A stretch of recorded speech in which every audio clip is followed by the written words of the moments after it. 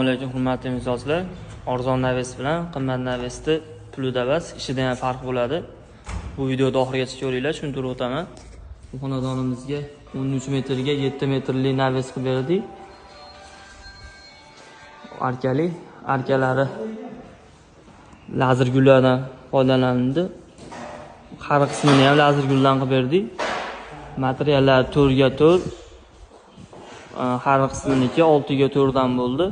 Hammasi qalin 1.7 stenada bo'ldi. Hammasi tom qismi Lexan bo'ldi. Bu xonadonimizga qilib bergan ishlarimiz jalyuzi qilib berdik. Ko'rishlaringiz mumkin. Stokalari 10 ga 10, bu ham qalindan bo'ldi. Tarnoq qismlarini ham qilib berganmiz. Xonadonimizga chiroyli tushdi. Havas qilganlar bitta like bosib qo'yasizlar. Arzon naves bilan qimmat navesni ishida farq bo'ladi. Materialda qalin yupqaligida. Uni ko'rib o'zlaring baho beraverasizlar. Yuragimga boq dunyoni